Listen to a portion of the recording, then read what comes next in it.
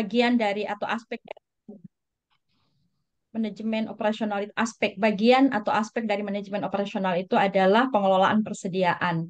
Nah, ini kaitannya dengan etika yang sudah disampaikan oleh kelompok satu tadi, bahwa kadang-kadang kan begini, ketika bicara persediaan ada FIFO, LIFO seperti itu ya, mungkin waktu itu kita sudah tahu seperti itu. Nah, kadang-kadang untuk bahan makanan yang seperti roti dan seterusnya itu ya, saya nggak tahu mungkin masalah etika atau masalah apanya seperti itu kelompok satu mungkin bisa saya dijelaskan. Eh, Maunya kalau misalnya roti itu ini yang expire-nya lebih harus segera tiba, itu mungkin harus disampaikan ya, atau harus kalau di lemari display seperti itu mungkin harus dikategorikan seperti itu. Mungkin etikanya seperti itu untuk manajemen operasional. Nah, berikut untuk efektivitas pengelolaan persediaan. Itu kan ada persediaan yang bisa dihitung secara periodik dan perpetual. Nah, ini menurut kebijakan manajemen operasional, kapan kita seharusnya mengerjakan atau mengelola persediaan itu secara periodik atau harus secara perpetual. Demikian dari kami. Tapi Bu, saya bisa diulangi intisari dari pertanyaannya Ibu Fira. Soalnya ini terbatas Bu, ada beberapa kelompok, jadi tolong di satu satu pertanyaan saja supaya kelompok lain kedapatan. Satu J ini Pak, satu A-nya adalah etika manajemen operasional ketika eh, mekanisme untuk yang kadaluarsanya itu, persediaan yang kadaluarsanya itu atau stok yang kadaluarsa, barang jadi kadaluarsa itu sudah harus segera tiba. Yang kedua, efektif mana, kapan menjadi efektif penggunaan atau apa itu namanya tadi? Eh, Pengelolaan persediaan secara periodik dan kapan harus dilakukan secara perpetual. Demikian. Oke, bagaimana Bu Asri? Oke, persilakan lagi ke kelompok dua, kelompok tiga, kelompok tiga, empat atau lima.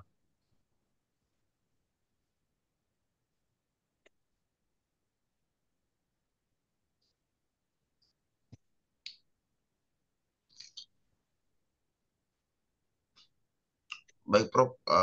Kami minta Ya, izin untuk memberikan jawaban. Silakan Bu Asri. ya, Ya, Eh, eh, siapa dulu Pak? Bu Asri. Bu Asri, Bu ya, Asri. ya, Oh iya iya. ya. Makasih Pak. Barangkali ini yang dipertanyakan oleh Ibu Vira ini tadi tentang efektivitas manajemen persediaan ya, yang dikaitkan dengan manajemen operasional itu sendiri. Iya kan? Kalau tidak salah Bu Vira. Jadi Ya, eh, betul. Sebagian.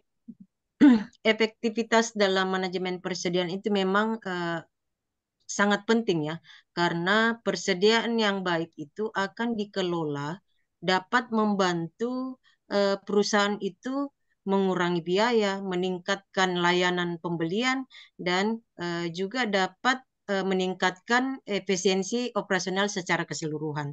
Itu barangkali ya. Jadi ada beberapa cara di mana efektivitas manajemen persediaan itu dapat kita capai ya. Jadi yang langkah pertama yang kita lakukan itu adalah perencanaan persediaan yang tepat.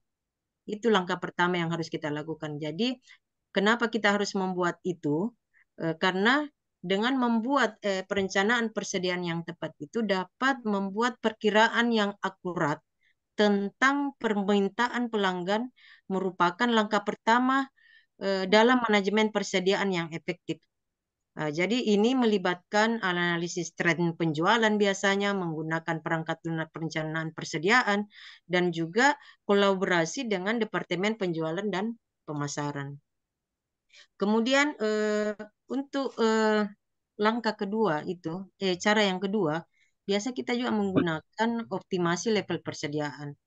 Jadi di sini dalam mengelola level persediaan itu dengan hati-hati itu penting sekali untuk menghindari kelebihan stok yang dapat mengikis keuntungan perusahaan atau kekurangan stok yang dapat mengganggu layanan pelanggan. Jadi itu barangkali ya. Kemudian yang harus kita juga ketahui itu dengan cara manajemen siklus hidup manajemen siklus hidup produk itu sendiri. Jadi di situ kita juga harus mempertimbangkan siklus hidup produk mulai dari pengenalan produknya hingga pembuangannya itu. Jadi penting dalam manajemen persediaan itu juga itu kita harus mengetahui siklus hidup produk. Jadi ini memungkinkan juga perusahaan untuk mengalokasikan sumber daya secara efektif, memprediksi permintaan dan mengelola risiko yang ada nantinya. Kemudian cara yang keempat itu juga kita boleh menggunakan penggunaan teknologi yang sesuai ya. Jadi penerapan perangkat lunak manajemen persediaan itu yang dapat membantu meningkatkan visibilitas atau otomatisasi proses. Jadi dan memudahkan analisis datanya. Ini membantu dalam pengambilan keputusan yang lebih cepat dan lebih tepat. Jadi dengan menerapkan beberapa praktik terbaik dalam manajemen persediaan itu, perusahaan itu nantinya akan dapat meningkatkan efektivitas operasional mereka dan juga mengurangi biaya persediaan, juga dapat meningkatkan kepuasan pelanggan untuk mencapai keunggulan yang kompetitif. Barangkali itu jawaban dari saya untuk sementara, Bu Ya, Tira. ada Oke. dulu, bentar. Ini yang kita bahas yang mana? Yang apa kita bahas tadi? Topiknya. Manajemen operasional. Topik kelompok Iya, 1, Prof. Bentar dulu, iya, lihat. kita yang manajemen personal ini yang kita bahas, tapi topik yang saya kasihkan Iya. operation strategi ya, in global environment. Ya, strategi operasi di lingkungan global. Ya. Kalau tidak usah bicara dulu persediaan, karena ada topik tersendiri yang terkait dengan inventory management nanti. Yang ya kelompok 1 apa yang dibahas, yang diungkapkan tadi, yang diuraikan. Jadi yang seharusnya ya dibahas sesuai dengan tugas yang dibagikan itu strategi operasi di lingkungan global. Ya di situ di chapter 2 ya, kalau bukunya ini, buku satunya yang pertama itu ada beberapa poin yang perlu di ini ya, ada di situ ada pengembangan visi ya, misi dan strategi ya. Kemudian ada termasuk strategi ya, pengembangan strategi dan implementasi ya. Termasuk ya strategi operasi di lingkungan global ya, apa-apa yang harus dilakukan ya, dalam kegiatan bisnis atau perusahaan. Oh, berarti slide tadi mungkin Yang tadi topiknya Prof, buku 1 chapter 1 Prof. Tabe. iya agak ini ya, agak berbeda, Prof. Itu Buku bukan dia, strategi operasional di lingkungan global tadinya. Slide tadi, maaf. iya, Yang operation and projective yang buku 1 chapter 1 Prof. Yang kelompok 1 ini. Yang ini yang global ini untuk yang kelompok 2 Prof. ya.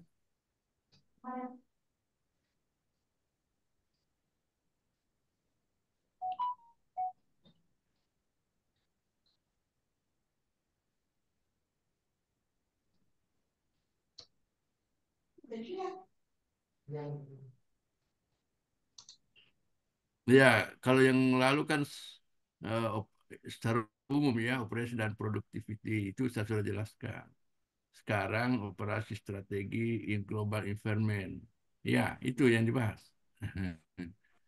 Nanti kelompok 2 project management ya, sesuai dengan yang saya kasih. Oh, chapter 3 itu ya, Prof. Iya, Chap- chapter iya. 2. chapter 2.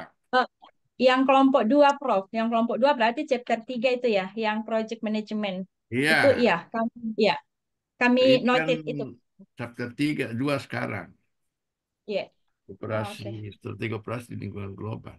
Begitu, Pak Nurdiansa. Iya, Prof. Yang mana dibahas? Yang buku 1 chapter 1, Prof. Ya, Operation and Apa? Protection, Prof. Yang Apa? dibahas yang buku 1 chapter 1, Prof. Kalau buku 1, chapter 1-nya, jangan sampai bukan buku ini yang dipakai, Operation and Productivity. Yang buku mana yang dipakai? Yang ini. Lebih lihat. Salah buku gampang, Prof. Ini, Prof. Yang mau di copy di sana kan? Yang ini, Prof. Apa? Apa judul bukunya? Operation Management. Ya, Operation Management, Prof.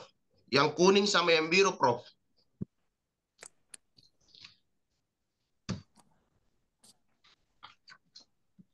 Ini kan? Chapter satunya apa chapter Ini. chapter 2-nya apa di situ? Chapter 2 Sekarang Operation and Supply Chain Management. Operation dan SCM, Prof. iya itu chapter 1 toh.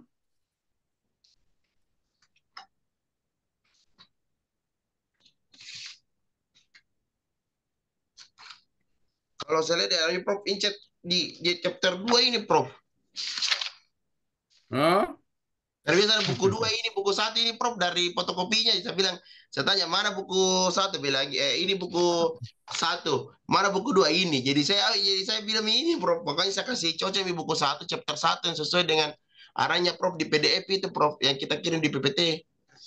iya di chapter satunya yang buku apa ini? Yang karangan J. Heiser, Iya, iya, Heza. Iser. di Global Edition ya, edisi global itu. Iya, iya. Ya, kalau edisi globalnya itu chapter 2 ya, Operation Strategy in Global Environment. Kenapa Maaf, kan? Prof. Ini Prof, mungkin ada pembagian kelompok topik itu yang agak berbeda dengan yang pertama, Prof. Karena eh, kalau yang dibagikan Prof kan operation produktif kan sudah dibahas di pertama, jadi tidak perlu lagi. Namun dalam Ya, pembagian kelompok, sepertinya itu diambil kelompok 1, Prof. Yang dibahas kelompok 1, kembali dibahas kembali kelompok 1. ya, saya kan sudah ini jelaskan yang lalu untuk kelompok 1 ini karena saya sudah pertemuan pertama kan saya sudah ambil, sudah jelaskan ya. Jadi masuk ke chapter 2. Ya, begitu toh.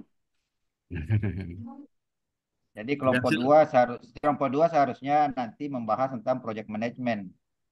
Kelompok ya, 1 Oh, no, ya, cocok kelompok kelompok 2. Project kelompok 2. Ya, iya. Jadi kelompok 1 tadi, Prof, saya ulang. Jadi kelompok 1 itu membahas tentang operation strategi in global improvement. Itu Kelompok yang 1, Pak, dibahas. ya. Itu yang Iya. dibahas. Ya, itu yang pemakalan juga harus tanggap ya. Kalau ada pertanyaan yang di luar itu fokus ke ini saja ya. Karena seperti manajemen persediaan apa yang ditanyakan tadi itu nanti ada topik tersendiri. Sorry, Tabe management. Prof, Prof. Eh, Slide yang ditampilkan tadi ya. bukan di Operation Strategy and Global Environment, Prof. Tapi tadi slide yang ditampilkan itu adalah Operasi, uh, operasi dan op- produksi. Iya, jadi bukan Operasi dan topik itu produksi, iya. masalahnya. Jadi saya mungkin juga yang keliru. Cuma Iya. tadi saya lihat di slide juga bukan bukan topik yang seharusnya mungkin dipresentasikan barangkali. Mungkin Ya, kami tidak yang apa-apa. Dilanjutkan saja. Intinya kita bahas yang terkait dengan global. strategi Manajemen operasional. operasi di lingkungan global ya ditanyakan itu saja supaya bisa di Oh, oke, siap.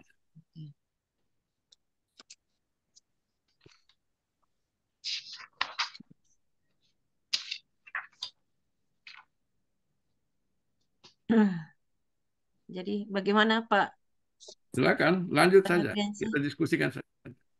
Bisa jadi lanjut Bu. Jadi mungkin buat saja beberapa pertanyaan, diajukan saya beberapa pertanyaan. Saya kira buku yang kita fotokopi itu sudah ada beberapa informasi terkait dengan daftar isi dari setiap chapter. Jadi mungkin bisa dimuat dalam bentuk mungkin pertanyaan-pertanyaan seperti itu. Oh, iya. Ya, yang kedua, makalah ini belum kaitkan dengan jurnal-jurnal yang terkait ya dengan strategi operasi di lingkungan global ya. Jadi teori secara teori dulu di buku, baru dibahas ya. Penelitian-penelitian dilakukan oleh peneliti sebelumnya yang ada kaitannya dengan ini strategi di lingkungan global. Itu ya belum ada. Nanti yang dilengkapi nanti. Iya, Prof. Ya, Baik, silakan baik, lanjut. baik, Prof. Ya, Prof. Iya. Di laporannya kami lengkapi, Prof. Ya, insya Allah, Prof. Jadi Silakan. dilanjut saja barangkali, Prof ya. Iya. Jadi barangkali mungkin bisa dibahas sedikit ini tentang strategi operasi di lingkungan global. Jadi ini saya memberikan ya masukan sedikit ini tentang yang saya pahami ya. Jadi strategi operasional dalam lingkungan global itu sebenarnya melibatkan melibatkan perencanaan, melibatkan pelaksanaan pengendalian operasi di pasar global. Jadi ini kalau kita melihat ini strategi operasional dalam lingkungan global ini, jadi kita mengaitkan dengan fungsi manajemen yang ada yang kita ketahui, mulai dari perencanaan sampai kepada pengendaliannya. Nah, jadi ada beberapa strategi operasional yang penting yang mungkin kita ketahui barangkali itu mulai dari rantai pasukan global yang terintegrasi, Prof.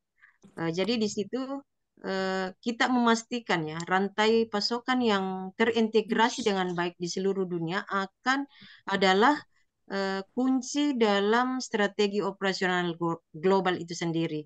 Jadi ini melibatkan kolaborasi yang erat dengan pemasok, dengan produsen, dan juga dengan distributor di berbagai negara untuk memastikan kelancaran aliran barang dan layanan. Kemudian strategi operasional yang kedua dalam konteks lingkungan global itu termasuk dengan pengelolaan risiko dan ketidakpastian.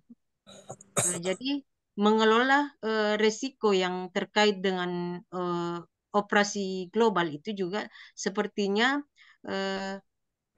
seperti fluktuasi mata uang juga itu perubahan kebijakan perdagangan atau gangguan logistik penting untuk mempertahankan kinerja operasional yang stabil. Jadi perusahaan perlu mengadopsi strategi pengelolaan risiko yang proaktif dan fleksibel.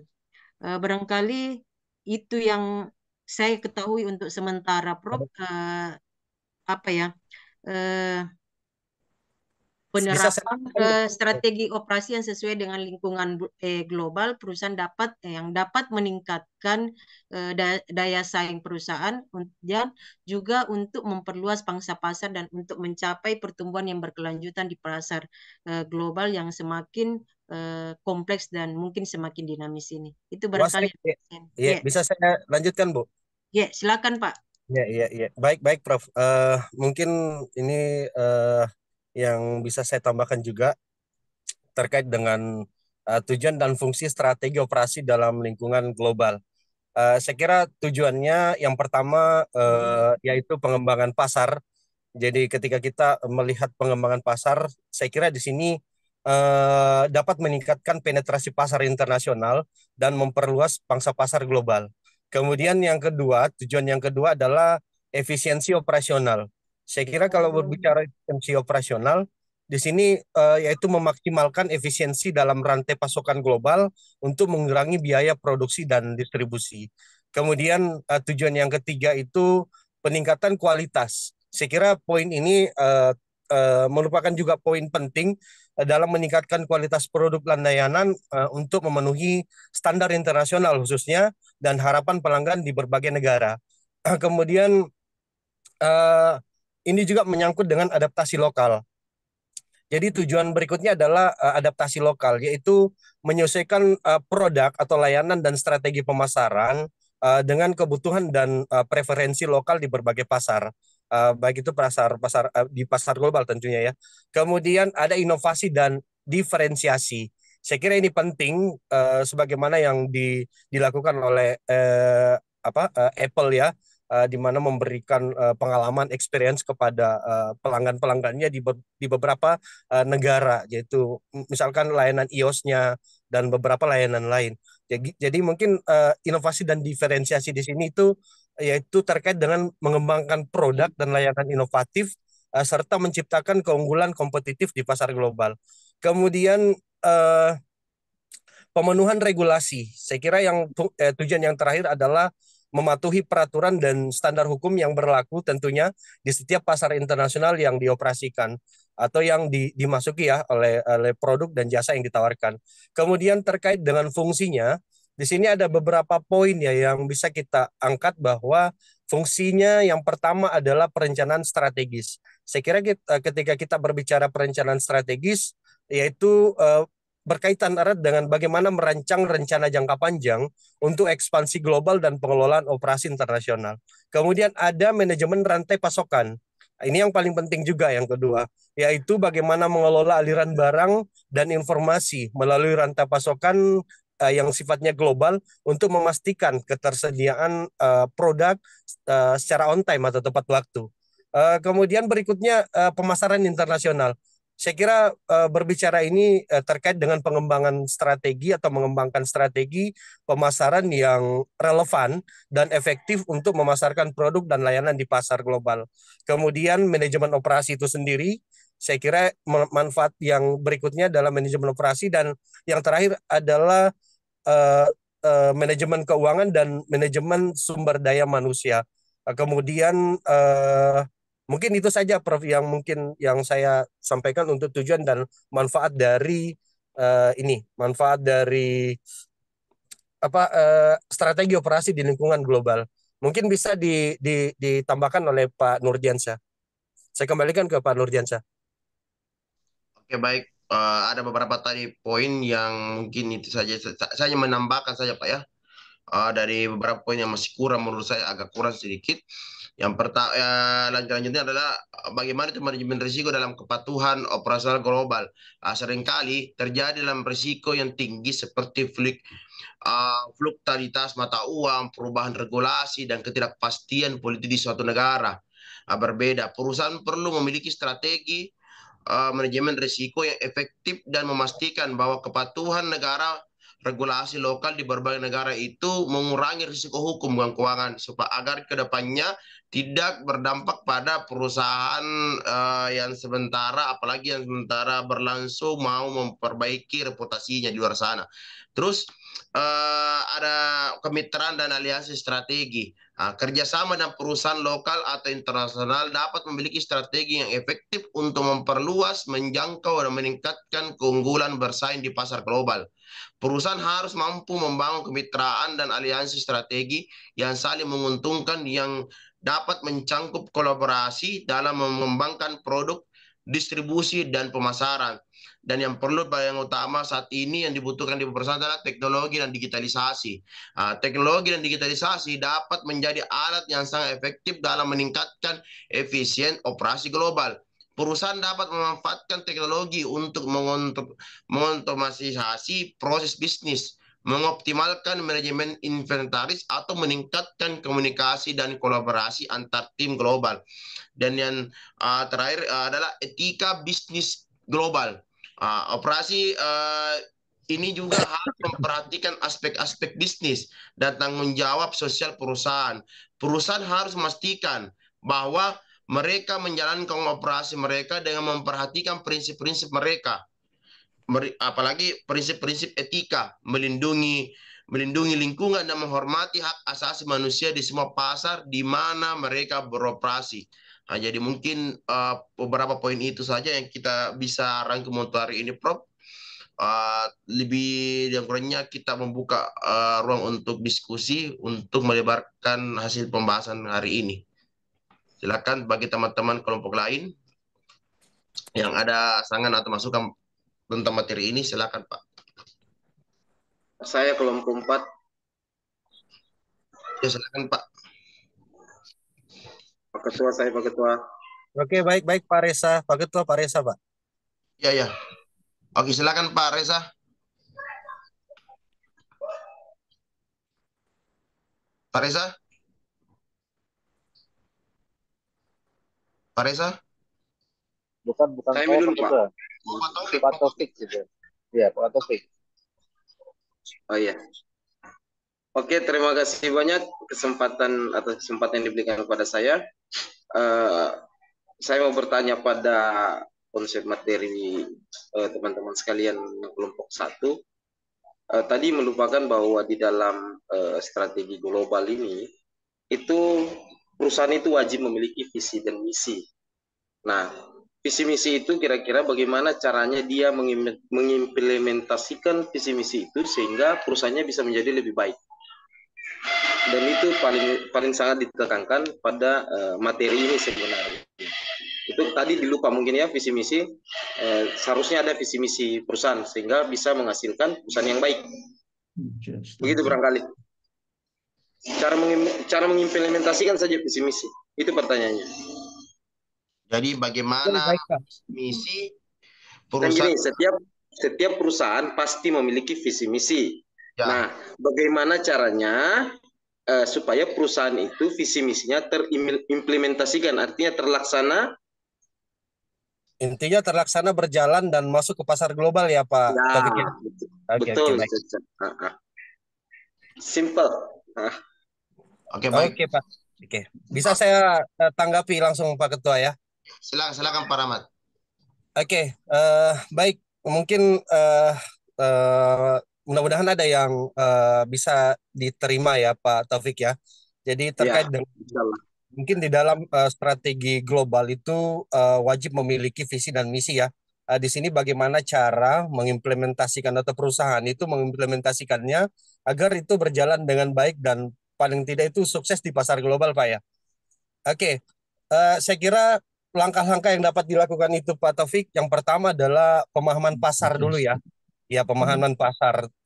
Saya kira ketika kita berbicara memahami pasar, khususnya pasar global, tentunya yang dilakukan terlebih dahulu adalah riset pasar secara menyeluruh, itu dengan tujuan untuk memahami ya karakteristik, kebutuhan dan preferensi pelanggan kita ya di pasar global yang dituju. Di sini akan terkait juga dengan identifikasi peluang dan tantangan yang ada di pasar tersebut. Itu yang pertama Pak Taufik. Kemudian yang kedua, saya kira terkait dengan penyusunan visi misi. Saya kira visi misi yang ideal, yang baik itu telah ditentukan visinya yang memang menggambarkan tujuan jangka panjang perusahaan, khususnya dalam memasuki pasar global. Dan saya kira misinya itu singkatnya itu menjelaskan bagaimana sih sebenarnya perusahaan akan mencapai visi tersebut melalui operasi globalnya. Saya kira dengan beberapa strategi dan beberapa teknik atau cara tersendiri ya yang dilakukan oleh perusahaan. Kemudian pengembangan strategi. Jadi terkait dengan tadi mungkin perusahaan ketika ingin masuk ke dalam pasar global hendaknya membuat strategi global yang terperinci, sekali lagi terperinci, termasuk strategi pemasaran, operasi rantai pasokan, finansial, keuangan, dan human resource-nya. Jadi di sini perusahaan harus memastikan strategi tersebut relevan dan memiliki kaitan erat dan sudah sesuai dengan visi misi yang dirumuskan di awal oleh perusahaan itu. Kemudian ada pemilihan pasar sasaran ya. Saya kira ketika kita berbicara pasar berarti di sini perusahaan itu harus melakukan identifikasi pasar global yang paling menjanjikan ya, dan sesuai dengan strategi perusahaan itu sendiri. Mungkin bisa memprioritaskan pasar-pasar yang memiliki pertumbuhan potensial tinggi dan kecocokan dengan produk atau layanan yang ditawarkan. Kemudian adaptasi produk dan layanan. Saya kira ini penting, Pak, ketika memasuki pasar global. Saya kira ketika kita mengambil satu contoh Apple ya, dengan berbagai macam jenis produk yang ditawarkan, bahkan sekarang itu sudah ada kacamata metaverse yang baru-baru diluncurkan dengan harga kalau saya tidak salah di kisaran 40 jutaan dan bisa tahan sekitar 2 jaman. Sebenarnya masih dalam tahap pengembangan. Tetapi pada prinsipnya Apple sudah mengembangkan itu dan jauh sebelumnya itu merupakan visinya mereka mungkin terkait dengan memberikan pengalaman tersendiri bagi customer atau pasar sasarannya. Jadi seperti itu. Kemudian mengelola rantai pasokan. Saya kira di sini penting untuk bagaimana sebuah perusahaan itu membangun rantai pasokan global yang terkategori efisien dan dapat diandalkan untuk memastikan ketersediaan produk secara tepat waktu ya dan mungkin dengan biaya yang kompetitif di pasar-pasar global. Uh, Aliansi ya, ini tadi yang sempat juga kita bahas di mata kuliah sebelumnya, pengembangan kemitraan dan aliansi. Jadi bekerja sama dengan mitra lokal itu penting. Pemasok, distributor, dan lembaga lainnya di pasar global untuk memperluas jangkauan ya. Tujuannya adalah sekali lagi memperluas jangkauan dan meningkatkan penetrasi pasar. Kemudian aspek manajemen risiko dan pemantauan serta evaluasi. Saya kira uh, seperti itu Pak yang sempat saya paparkan terkait dengan seperti pertanyaan Pak Taufik tadi. Mudah-mudahan ada yang mengena Pak Taufik dari jawaban saya dan mungkin bisa ditambahkan Ibu Asriani dan Pak Nurdiansyah. Saya kembalikan ke Pak Nurdiansyah. Oke, terima kasih banyak Pak Rambat atas tanggapan dari pertanyaan Pak Taufik. Kita kembalikan dulu ke Pak Taufik. Bagaimana? Apakah ada yang kurang atau bisa ditambahkan Pak Abe?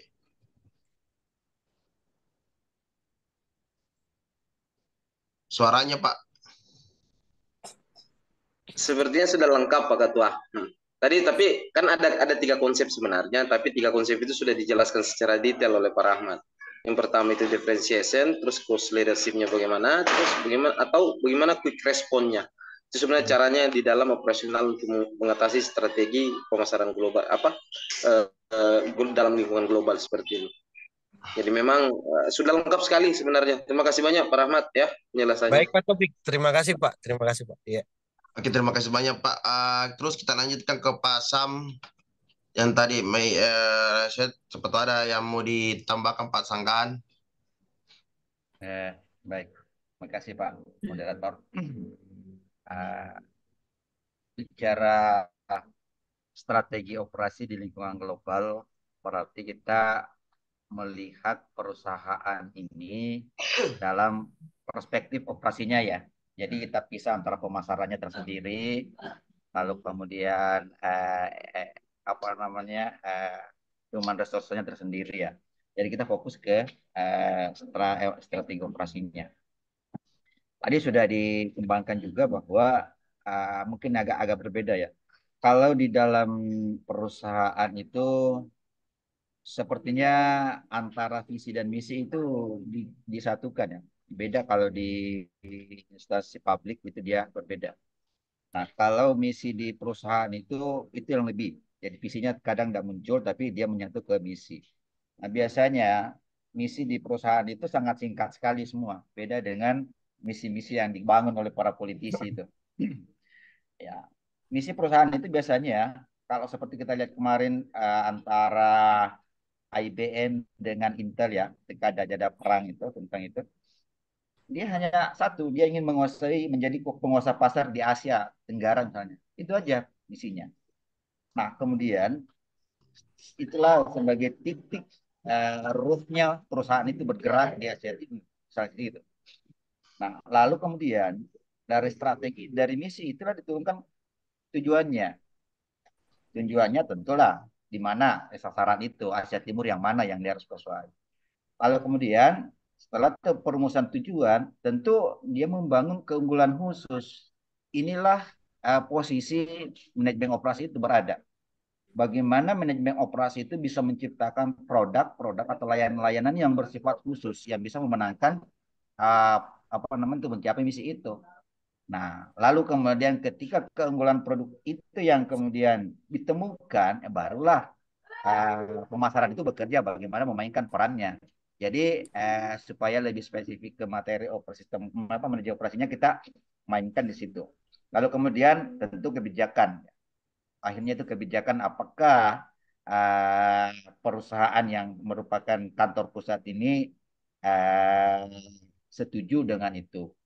Tentu saya kira seperti itu. Nah, untuk mencapai misi tadi itu, mewujudkan misi tadi itu saya kira memang sudah kita paham bersama bahwa tentu ya diferensiasi dan kemudian cost leadership-nya, kemudian bid response-nya itu sudah pahami itu. Nah, cuma yang menjadi sini adalah posisi peran penting sebenarnya manajemen strategi dalam itu adalah bagaimana menemukan satu keunggulan khusus dari sebuah produk itu. Nah, yang menjadi juga saya mengganjal ini kalau dalam bentuk produk barang ya, saya pikir bisa kita. Tapi bagaimana dengan jasa? Nah, ini juga yang menjadi lihat bagaimana manajemen operasi itu dalam bidang jasa. Nah, ini yang menurut saya saya belum masih kabur. Mungkin nanti di dalam diskusi ini bisa berkembang lebih jauh. Terima kasih. Saya kira itu respon dari saya. Terima kasih Pak. Kembalikan moderator. Oh, siap. Terima kasih banyak Pak Sam. Terus kita kembalikan dulu ke teman saya Ibu Asrani menambahkan tadi mungkin masih ada yang perlu Ibu Asrani tambahkan. Saya persilakan Bu Asri. Makasih Pak. Jadi kalau kita tadi saya masih kembali ke Pak Taufik tadi, intinya bagaimana kita mengimplementasikan visi misi dari strategi operasional di lingkungan pasar global itu. Jadi kita harus kembali kepada apa ya, manajemen itu sendiri. Apa sih sebenarnya itu manajemen? Jadi dan nanti yang kita bicarakan ini adalah manajemen operasional. Kita ketahui ya bahwa manajemen operasional sendiri itu adalah mulai dari proses perencanaan, proses pengorganisasian, pengolahan sampai kepada proses pengendalian kegiatan-kegiatan operasional dalam suatu organisasi yang bertujuan untuk mencapai tujuan yang telah kita tetapkan. Jadi itulah sebenarnya apa kita harus fokus dulu kepada manajemen operasional itu sendiri. Jadi manajemen operasional itu adalah suatu pendekatan yang dan kegiatan yang terfokus pada efisiensi dan efektivitas pelaksanaan proses bisnis atau operasi dalam suatu organisasi. Itu barangkali ya. Jadi untuk mencapai implementasi visi misi dari strategi operasi di lingkungan global itu sendiri, jadi ada beberapa langkah yang harus kita ambil, yaitu yang pertama kita mengambil pada 4 fungsi yang manajemen tadi, karena secara garis besar 4 fungsi manajemen itu kan ada 4 kalau tidak salah. Jadi mulai dari perencanaan, pengorganisasian, pengarahan, dan kepada pengendalian atau evaluasi. Jadi langkah yang kita ambil yaitu kita masuk kepada proses perencanaan dulu. Jadi dalam proses perencanaan itu apa yang harus kita lakukan? Jadi kita harus memahami dulu secara mendalam tentang pasar global itu sendiri. Jadi itu adalah langkah awal. Jadi kita memahami secara mendalam tentang pasar global, tentang perusahaan yang akan kita operasikan nantinya. Jadi itu masuk kepada fungsi manajemen yang pertama, yaitu perencanaan. Kemudian kita juga harus memilih pemilihan model bisnis yang sesuai apa yang nanti yang kita inginkan. Jadi perusahaan harus memilih model bisnis yang sesuai dengan tujuan global mereka. Jadi kalau tujuannya untuk mendapatkan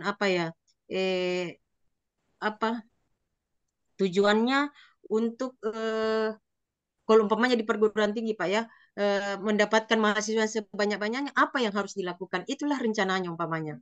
Jadi itu terkait dengan penentuan, kita menentukan dulu apa visi misi kita dari usaha yang akan kita buat. Jadi itu masuk dalam kategori fungsi perencanaan.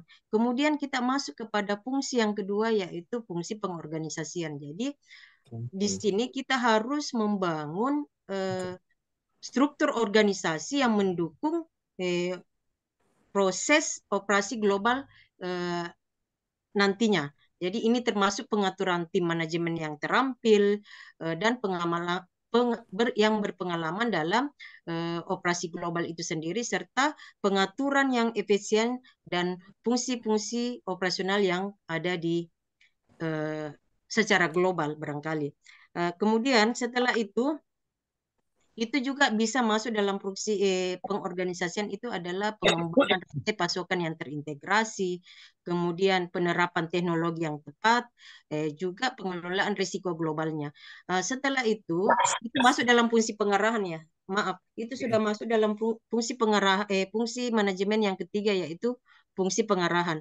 Kemudian kita masuk kepada fungsi yang keempat, yaitu fungsi pengendalian atau evaluasi. Jadi di sini juga kita harus mengetahui, kita harus mengukur kinerja dan keterlibatan pemangku kepentingan dalam lingkungan global ini. Jadi perusahaan harus secara teratur mengukur kinerja operasi global mereka dan melibatkan pemangku kepentingan seperti karyawan, seperti pelanggan, juga mitra bisnis dalam proses evaluasi dan perbaikan ke depan.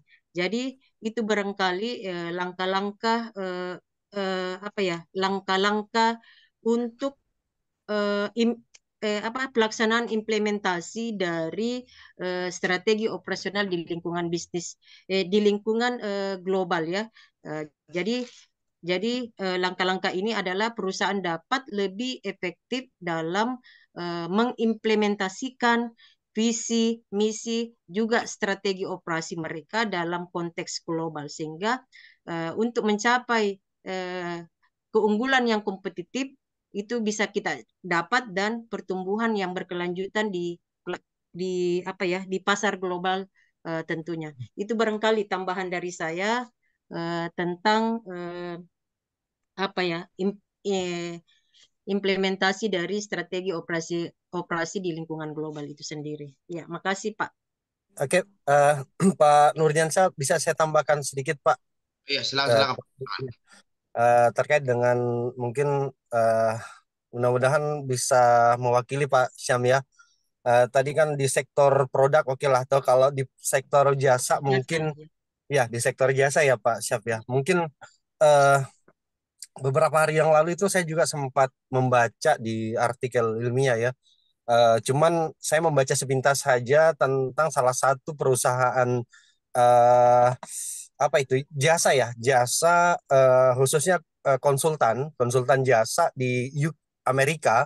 Itu kalau saya tidak salah nama perusahaannya adalah McKinsey and Company. Di sini saya sepakat tadi dengan yang disampaikan juga oleh Pak Syam bahwa visi dan misi itu melekat ya sebenarnya. Kalau setelah saya telusuri kembali, ini sempat saya baca tapi saya tidak baca secara keseluruhan, tapi setelah saya cari ulang kembali, ternyata ini perusahaan ini sebuah perusahaan konsultan yang konsultan manajemen global yang terkenal saya kira ya, itu visi misinya untuk menjadi leader atau pemimpin dalam membantu klien mereka mencapai transformasi bisnis yang berkelanjutan, yang sustainable tentunya ya. Sementara misinya sendiri adalah untuk memberikan solusi berupa layanan konsultasi yang inovatif dan berdampak bagi klien mereka. Saya kira ekspansi pasarnya cukup menarik. Kalau saya lihat di McKinsey sendiri, itu ternyata telah berhasil mengekspansi pasar globalnya di lebih dari 65 negara di seluruh dunia. Saya kurang tahu apakah di Indonesia ada ya. Mungkin anak cabangnya atau seperti apa. Kemudian penyelesaian layanannya juga saya kira cukup inovatif. mereka menawarkan layanan konsultasi yang disesuaikan dengan kebutuhan unik ya dan tantangan yang dihadapi oleh klien mereka di berbagai pasar global. Eh, Kemudian eh, kemitraan dan aliansinya ini penting juga. Saya kira ternyata mereka menggandeng organisasi termasuk universitas ternyata dan lembaga riset serta asosiasi industri untuk mengembangkan wawasan yang tentunya lebih mendalam ya tentang bagaimana tren pasar global dan menawarkan solusi konsultasi yang lebih baik kepada klien mereka. Saya kira sedikit itu Pak Syam saya gambarkan terkait dengan di sektor jasa, mungkin bisa ditambahkan atau teman-teman dari kelompok lain ya yang bisa memperjelas sehingga gambaran dari sektor jasa itu bisa kita tarik benang merahnya seperti itu. Baik, saya kembalikan ke Pak Ketua, Pak Nurjansyah. Oke, baik. Terima kasih banyak Pak Ahmad atas masukannya perihal pembahasan kali ini. Saya persilakan ke teman lain apabila ada sanggahan atau ketambahan tentang materi ini. Itu Bu Fira. Saya persilakan Bu Fira. eh rasa-rasanya belum belum terlalu banyak, cuma untuk mungkin layanan apa eh manajemen operasional di bidang non fisik atau non produk gitu ya, berarti layanan. Yang saya sempat pikirkan tadi adalah bentuk-bentuk itu adalah mungkin seperti menilai strategi untuk melihat kapasitas, inovasi-inovasi teknologi, bagaimana kita mengukur kinerja, atau mungkin persediaan-persediaan layanan, desain-desain layanan yang kita akan buat menjadi sebuah strategi. Saya kira itu tambahan dari saya saja untuk satu pokok itu. Ya baik Bu, makasih Bu. Baik, makasih banyak Bu Fir. Oke, kalau begitu, tapi Prof, saya kembalikan ke kita. eh, saya kembalikan ke Prof apabila ada mau penjelasan lebih lengkap. Bisa Makasih. tambah sedikit. Baik, silakan Pak Haji. Oke. Baik, terima kasih atas kesempatan yang diberikan.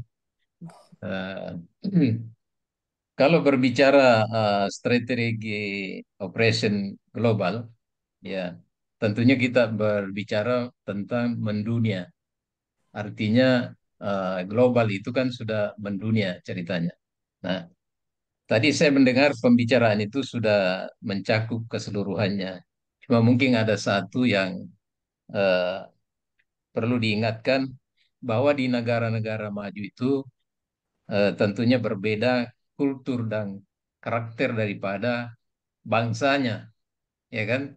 Nah, tentunya kalau seumpama kita ekspansi ke luar, ke Amerika seumpama, lantas kita jual donat di situ, itu kan bertentangan karena di sana produknya. Jadi mungkin tambahan dari saya, bagaimana itu setelah perencanaan tadi sudah terrealisasi, organisasi, pasok apa pengarahan dan pengendalian.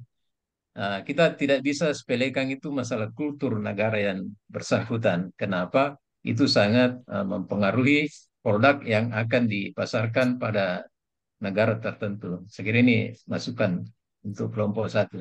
Terima kasih, Pak. Kelompok satu. Baik, makasih banyak Pak Haji. Itu saya kembalikan kepada Prof. Tapi Prof.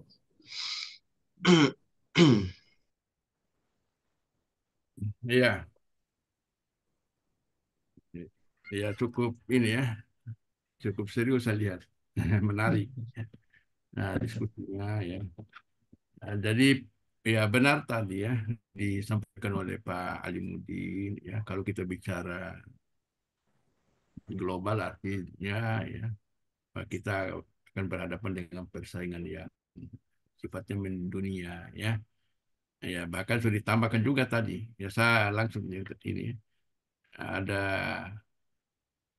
kultur Pak ya budaya. Memang budaya ini di buku juga itu disampaikan ya di antara faktor yang bisa mempengaruhi ya itu di samping budaya ada juga etika ya. Jadi untuk memasuki suatu negara ya terhadap produk yang kita buat ya dalam kaitan dengan ini di lingkungan global itu pasti ya kita memperhatikan budaya ya. Suatu negara jangan sampai produk-produk yang kita tawarkan ya atau kita pasarkan itu nanti tidak sesuai dengan budaya yang ada misalnya. Ya itulah Ya. perlu kita pelajari ya. Namun ya yang perlu kita perhatikan ya apa sih alasannya ya atau yang mendasari perusahaan itu menjadi perusahaan yang global ya atau perusahaan yang mendunia tadi. Ya, jadi secara teori di bukunya itu terjelaskan. Ya, itu sebenarnya harus dijelaskan. Walaupun tadi sudah ada juga ya. Yang pertama alasannya kenapa perusahaan itu ingin menjadi perusahaan yang global ya. Ya, ya karena pertimbangan efisiensi ya, ya efisiensi biaya. Ya, mungkin perusahaan itu akan melakukan pemilihan lokasi ya, ataupun biaya tenaga kerja yang agak lebih rendah ya. Jadi tidak ini ya perusahaan-perusahaan itu memang harus melakukan analisis ya, ya memilih lokasi di beberapa negara itu ya ada beberapa alternatif pemilihan lokasi. Nanti di penentuan lokasi juga ya kita akan pelajari nanti. Ya lokasi yang rendah atau biaya yang rendah. Kemudian bisa juga dengan melakukan menjadikan perusahaan yang global itu ya untuk bisa efisiensi mungkin pemanfaatan adanya kesepakatan perdagangan ya yang berdampak pada pengurangan tarif. Itu juga itu yang pertama. Kita perhatikan terkait dengan efisiensi biaya. Yang kedua yang terkait dengan perbaikan manajemen rantai pasokan. Itu juga sudah dijelaskan tadi ya oleh ya beberapa tadi yang memberikan tanggapan. Ya, rantai pasokan itu juga yang harus diperbaiki oleh perusahaan yang mau ya menjadi perusahaan global ya. Karena dengan menempati fasilitas di negara di mana sumber daya yang ada itu, maka pengelolaan manajemen pasokan akan lebih terjamin. Itu yang diharapkan oleh perusahaan. Yang ketiga ya bisa ya, pemberian produk yang lebih baik ya. Yaitu ya karena karakteristik produk yang diinginkan konsumen itu sangat bervariasi dan juga sangat ditentukan oleh masing-masing lokasi. Itu yang ketiga ya, ya pemberian produk yang lebih baik. Itu di buku sudah di ini yang diuraikan ya. Terusnya itu yang tadi. Bahkan ada yang keempat, ya, perusahaan yang wilayah pemasarannya di dalam negerinya mungkin sudah terbatas, maka dengan melakukan ini global apa globalisasi tadi ya bisa memanfaatkan pasar luar negeri ya yang masih terbuka untuk produk-produk yang kita miliki. Ya termasuk alasannya itu belajar untuk beroperasi yang lebih baik. Jadi dengan kita memasuki persaingan global itu ya bisa belajar untuk melakukan operasi ya atau bisnis yang lebih baik ya. Kemudian bisa juga ya mendapatkan dan mempertahankan ya bakat global ya perusahaan-perusahaan yang ingin global tersebut. Kemudian ada juga tadi ya kalau kita perhatikan eh,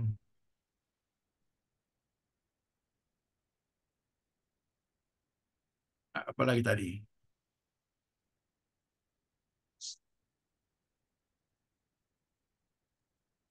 ya Tercatat, Prof. visi misi juga sudah ada tadi ya. Saya kira sudah dijelaskan ya tentunya harus ya dalam melakukan strategi operasi global itu ya pasti disesuaikan dengan visi misi ya harus ini visi misinya dulu ya ya visi misinya itu berdasarkan visi misi itulah yang diterapkan oleh perusahaan ya apakah nanti ya perusahaan itu akan melakukan pemasaran produk-produknya secara global atau secara lokal ya. Jadi itu yang paling utama ya. Di buku kita juga dijelaskan ya, ada visi misi. Bahkan ada strategi ya di beberapa halaman ini ya. Ada dijelaskan beberapa strategi untuk ya untuk menjadi global. Ya nanti dibaca ya.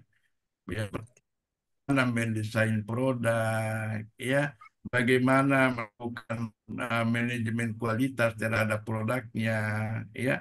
Kemudian bagaimana melakukan ya proses, tentunya proses yang baik, ya, bisa bersaing dengan perusahaan-perusahaan yang sejenis. Masuk ya penentuan lokasi seperti yang tadi.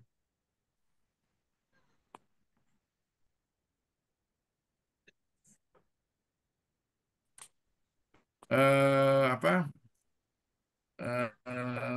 10 strategi ya manajemen operasi di lingkungan global. Ada ya di buku yang dibaca kembali nanti. Itu yang belum di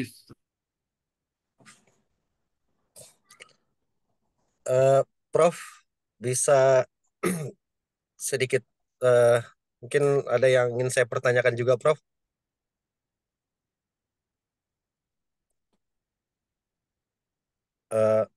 Prof,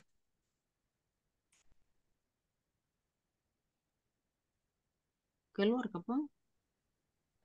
ya juga kayaknya Ada di tidak kedengaran isu suaranya. ya, strategi isu ya, strategi operasi ya.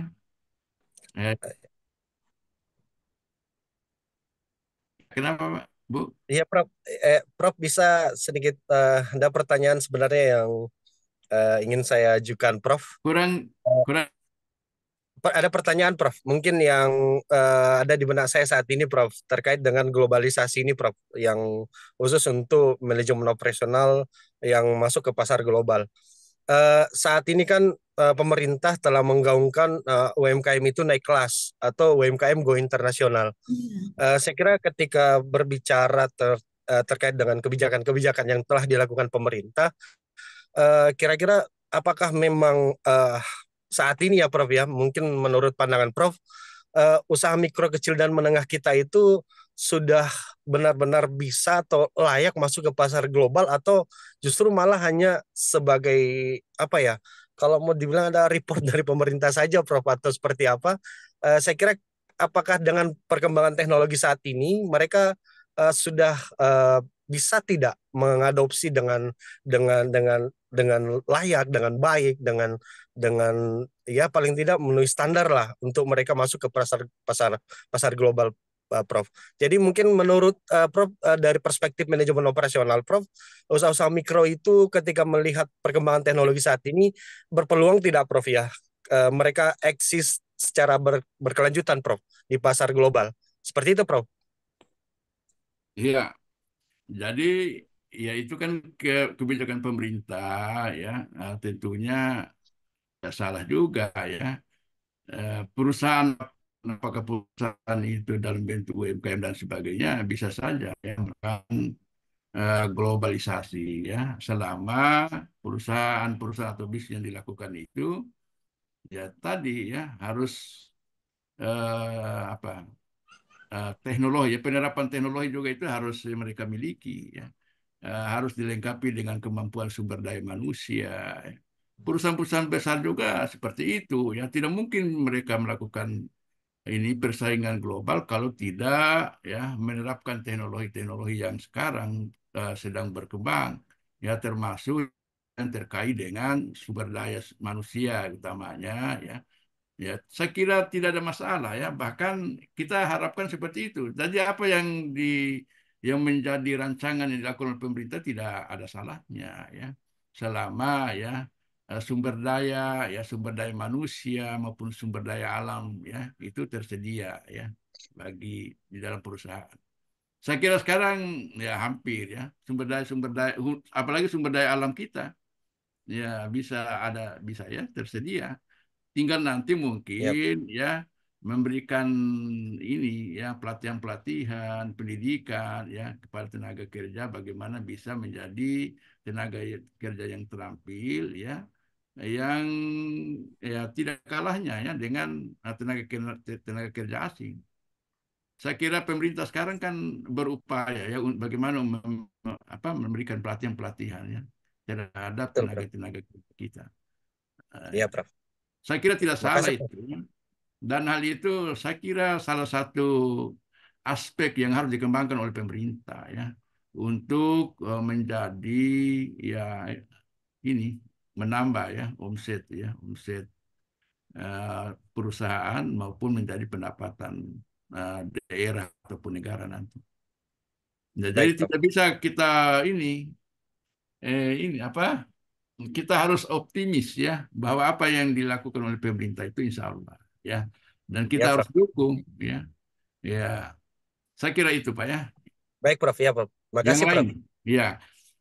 Kemudian terkait dengan isu manajemen strategi, bahkan di sini ada pengembangan produk ya di bukunya itu dibuka di halaman 79 yang mulai dari apa yang harus dilakukan seperti yang disampaikan oleh Ibu tadi ya perlu melakukan ini ada apa melaksanakan menerapkan fungsi-fungsi manajemen itu sendiri yang mulai dari perencanaan sampai pengawasan.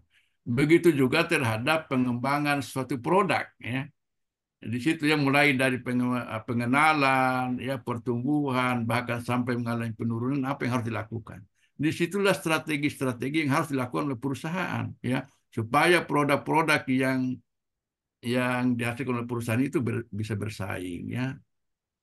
Tidak perlu ini, ya, jangan sekedar beroperasi saja, tapi harus ada ya strategi-strategi yang gitulah yang dilakukan oleh perusahaan. Ya, itu bisa dibaca ya di halaman itu, halaman 79. Ya, nanti ditambahkan ya di anunya, si kelompok 1 ya. Baik, Prof. Kemudian ya bahkan ada ini, eh, iya, saya kira itu yang utama ya. Nanti ditambahkan ya karena belum ada Ya, saya Prof. lihat. Ya, Prof. Nanti dilengkapi di laporannya, Prof. Ya, laporan Iya, makalahnya, Prof. Ya, ditambahkan juga dengan jurnalnya, Pak ya. baik, Prof. Oke, silakan kalau masih ada lagi. Saya kembalikan ke Pak Nurdiansyah. Pak Nurdiansyah mungkin. Ya, silakan kepada teman-teman supaya masih ada yang mau ditambahkan atau mau ditanyakan langsung ke Prof. Bu Fira. Masih ada kelompok 2, Kak. Pak, kelompok kedua, Kak, Pak Ketua. Kelompok kedua yang ini kayaknya pembahasannya dibahas juga. Oh, iya, iya, iya. Ada semua, Mi. Ya, usahakan semua bicara. Ya, maksudnya kita diskusi ini, ya bisa saja buku yang ada ini kita lengkapi, ya, seperti tadi, ya, yang penyampaian terakhir oleh Pak Limuddin. Oh, ternyata, ya, padahal di buku itu iya ada, ya, ada bahwa budaya juga harus diperhatikan, ya, termasuk etika, ya. Di situ dikaitkan budaya dan etika, ya. Dalam ya melaksanakan suatu produk ya atau bersaing di suatu negara. Silakan, siapa tahu ada lagi. Apalagi yang perlu diperhatikan kalau perusahaan ya tadi sudah banyak ya rantai pasokan, ya terpersediaan. Ya, silakan. Itu yang maksudnya kita diskusi supaya ada informasi baru. Satu mungkin, Prof. Ya, Ya, kondisi silakan. ya, kondisi politik juga mungkin, Prof. Ya. Political power atau seperti apa, Prof. Mungkin menjadi Iya, pertimbangan juga untuk ekspansi ke salah satu negara, Prof. Ya. iya, itu juga di buku kan tidak ya. Kita baca buku itu oh, ternyata termasuk ya politik ya suatu negara di mana produk yang kita akan apakah memungkinkan ya dengan kita melakukan apa persaingan ya atau perdagangan di suatu negara itu memungkinkan produk-produk kita itu bisa bersaing dengan politik yang seperti ini misalnya. Itu juga harus dianalisis oleh perusahaan. Ya, masuk juga di sini ya. Kalau kita bicara lingkungan global, pasti kita memperhatikan ya kondisi politik ya, atau apalagi mungkin ya kebijakan-kebijakan atau aturan yang berlaku di suatu negara, ya itu juga bisa. Ya. Itu sebenarnya yang kita Termasuk, harapkan Regulasi ya. muncul di termasuk, diskusi kita ini, ya. Karena ter- saya akan termasuk catat, oh ternyata ini, ya kan menjadi referensi juga kita semua nanti. Apalagi dosen-dosen, oh selama ini kita seperti ini. Ternyata hasil diskusi kita untuk menjadi perusahaan, untuk perusahaan itu bisa ini ya bersaing di lingkungan global, ya perlu banyak yang diperhatikan, ya faktor yang perlu diperhatikan, termasuk tadi ya budaya, termasuk tambahan lagi Pak Soling tadi, Mas Soling tadi, ya politik, ya aturan-aturan yang berlaku di suatu negara, ya itu. Silakan, itu yang bagus ya dikembangkan. Termasuk ketertiban dan keamanan, Prof. Negara yang Iya, ditunjuk itu. termasuk kondisi ketiba. Ya, mungkin masuk mungkin di ya sosial politik masuk misalnya keamanan suatu negara. Ya, sama tuh kita ingin memasarkan suatu produk di suatu negara pasti ya pertimbangan juga keamanan ya. Ada Keamanan. ada hal ada hal yang terinspirasi, Prof. Ya, Terinspirasi dari silakan. diskusi ini berkembang ini kan gini. Mungkin ini agak lebih studi ke kasus ini. Eh, kita kan hari ini atau saat-saat ini sedang berada pada posisi secara nasional ini kan ada pemindahan ibu kota gitu, IKN ini. Nah, tentu kan IKN ini harapan kita adalah bagaimana menarik investor dari luar, artinya pengusaha dari luar untuk gabung. Tapi kan sampai hari ini ya isu yang berputar itu kan masih kurang banyak ya pengusaha atau pengusaha-pengusaha luar itu untuk masuk ke kita untuk investasi ini. Nah, artinya kan ini ada mungkin dari sisi internal kita bagaimana menarik ya, menarik investor ini sebagai bentuk supaya mereka itu mau masuk atau datang beroperasi di wilayah kita. Mungkin ini ada sesuatu yang mungkin kami butuh juga refleksi, Prof. Ya, kan yang kita bahas ini kan mana ini ya perusahaan-perusahaan yang ada di Indonesia ini bagaimana bisa mengglobal ya. Ya kalau seperti itu ya dicoba debatnya presiden dulu. Bisa di ya antara siapa anak Jokowi ya dengan ya saya kira itu bukan itu yang kita maksudkan ini ya. Ya, itu kan politik ya, politik will ya, politikal ya di suatu negara, dalam negara itu dalam negeri. Tapi yang kita masukkan ini bagaimana perusahaan-perusahaan yang ada di perusahaan lokal atau perusahaan yang ada di Indonesia ini bisa mengglobal ya. Ya, kalau misalnya perusahaan yang ada di Malaysia, bagaimana bisa memasuki produknya di Indonesia, ya di Thailand masuk di Indonesia, ya. Begitu ya maksudnya. Ya, Prof. Kalau Oke, kalau seperti kita yang ditanyakan Pak Samri itu kan banyak faktor ya. Ya termasuk mungkin regulasi-regulasi. Ya mungkin juga ya investor-investor dalam luar negeri itu ya masih ragu-ragu. Misalnya ya pada jadi investor juga harus melakukan analisis dengan baik ya. Apakah melakukan investasi di negara atau di ibu kota yang baru itu kira-kira memungkinkan ya dengan biaya yang tidak terlalu mahal misalnya ya dibanding kalau melakukan investasi langsung di Jakarta misalnya itu serba analisis ya dengan baik. Mungkin ya kalau di waktu debat presiden itu ya ada yang mengatakan ya baru sebagian kecil saja investor yang menanamkan investasi ya. Walaupun sebagian dari calon dulu ya ya seperti anaknya siapa? Eh, artinya kita sudah sama-sama dulu ya perhatikan. Ya, silakan yang lain lah ya. Bagaimana? Yang belum? Ibu Nur Nanisi. Semua, ndak usah ini ya biar Eh, ya ya, terima kasih Prof. ya Alhamdulillah, sebenarnya banyak hal yang ada di kepala saya tentang ya strategi pemasaran global ini. Kadang kalau kita lihat di media sosial bahwa tidak bisa dipungkiri negara kita sangat kaya dengan sumber daya alam, dan bahkan kemarin itu 350 tahun yang lalu pernah kita dijajah selama itu hanya gara-gara kekayaan rempah-rempah di negara kita. Sekarang dari sekian banyak teori yang telah kami dengar, banyaknya pakar-pakar ekonomi yang memberikan statement-statement tentang bagaimana memajukan pasar global, khususnya bagi pengusaha di Indonesia, tetapi kita lihat sampai sekarang ini masih rendah. Eh, ada beberapa hal yang menjadi apa ya, pertimbangan yang saya lihat, bahwa sesungguhnya ada jembatan yang putus antara tingkat masyarakat bawah, dalam hal ini pelaku pasar yang ada di daerah-daerah itu, dengan pihak yang melakukan ekspor. Ini yang tidak ada kesinambungan. Walaupun kadang saya lihat bagaimana daun pisang, bagaimana sabu kelapa bisa semua dijadikan bahan ekspor.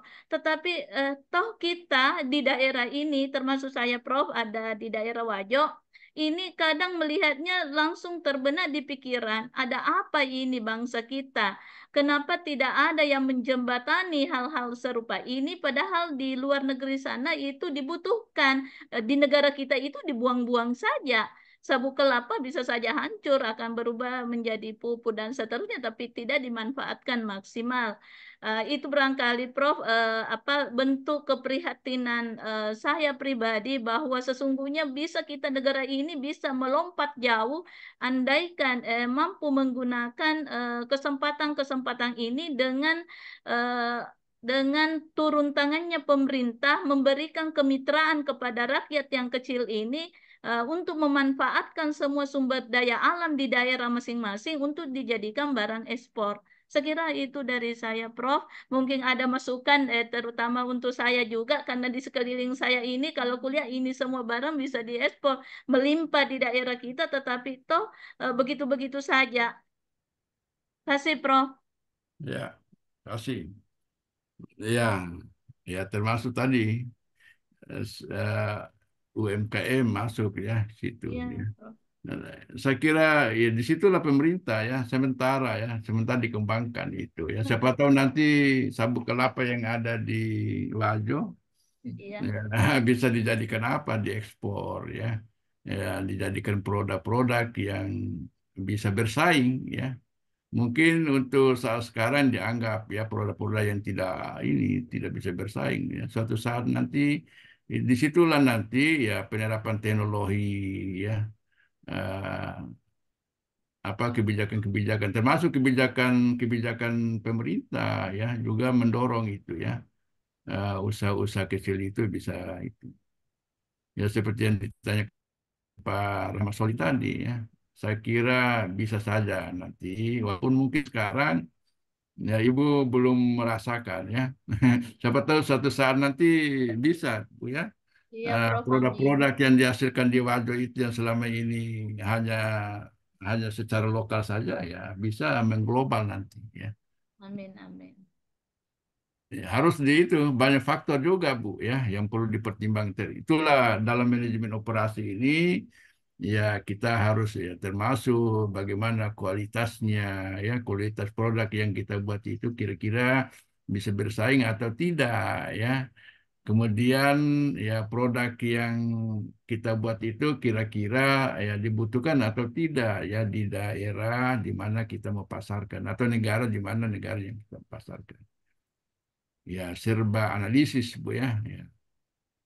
Cocok tadi ya perlu ada kemitraan ya mitra dengan pemerintah ya untuk memperhatikan produk-produk yang dihasilkan oleh dan apa daerah ya atau masyarakat di suatu daerah.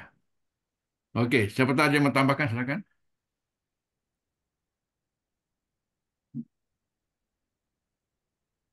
Silakan siapa lagi yang belum saya oh ini Ibu Rizka Eka Putri. Silakan. Mana? Ibu Rizka Eka Putri, silakan dikomentari. Saya tunjuk saja satu-satu supaya ini. Ada, ya. Silakan. Prof, saya bisa bertanya, Prof. Iya, silakan mau bertanya, mau memberikan masukan, silakan. Ya, Prof. Baik, terima kasih, Prof, atas kesempatannya, Prof. Mungkin pertanyaan saya agak simpel saja, Prof, yaitu bagaimana suatu perusahaan dapat memastikan kelangsungan operasinya dalam menghadapi fluktuasi nilai tukar dan gejolak ekonomi global sekarang ini, Prof. Ya, jadi yang terkait dengan keberlanjutan, ya, keberlanjutan usaha. Nah, saya kira itu tujuan utama ya, suatu perusahaan atau bisnis bagaimana bisa eh, keberlanjutan ya. Ya, bagaimana cara mengetahui keberlanjutannya? Ya, banyak faktor juga ya yang perlu diperhatikan. Ya, bisa dilihat dari ya pertumbuhan. Ya, kalau bicara itu ya, keberlanjutan usaha, kita perhatikan pertumbuhan omset, omset penjualan. Ya, apakah omset penjualannya, kalau perusahaan-perusahaan yang mengglobal itu misalnya pertumbuhan ekspor, nilai ekspornya, misalnya, kalau kita bicara global ini berarti kita bicara ya bagaimana ya keberlanjutan usaha, misalnya perusahaan-perusahaan yang ada di suatu negara itu bisa ini pertumbuhan ekspor bisa ya peningkatan pangsa pasar ya apalagi ya termasuk ini di pemasaran ini yang pelajari pemasaran ya bisa ya, ya. Kalau bicara termasuk ini pengurangan ya mampu ya, melakukan pengurangan terhadap biaya ya. Yang selama ini mungkin biaya terlalu ini mahal ya dengan adanya apa globalisasi dan sebagainya tadi ya itu juga tadi ya tujuan dari perusahaan global ya bagaimana bisa meminimisasi cost ya apalagi ya banyak faktor itu ya kalau kita memperhatikan itu dan itulah tujuan sebenarnya tujuan perusahaan ya bagaimana bisa berkesinambungan ya berkelanjutan terhadap kegiatan bisnisnya ya. Bagaimana Pak Alimuddin kan seperti itu ya. Saya kira seperti itu kalau perusahaan. Iya, Ya, iya, Prof. walaupun Jadi, ya keberlanjutan usaha ya. Ya, kita iya, berharap perusahaan itu terus ya, terus bisa bisa beroperasi di masa-masa yang akan datang. Tapi kalau iya, kondisinya omset penjualannya pertumbuhannya semakin ya semakin menurun dari tahun ke tahun, bagaimana bisa berkelanjutan? Iya, market share-nya semakin menurun. Ya, tidak iya, kita berharap untuk berkelanjutan. Kemudian, iya banyak faktor lah ya. Kalau ditanyakan seperti itu. Ya, kalau Pak iya. Alimud Saya sedikit, Prof. Sharing-sharing saja, pasti Prof. seperti itu ya. Berupaya bagaimana ya eh, kelanjutan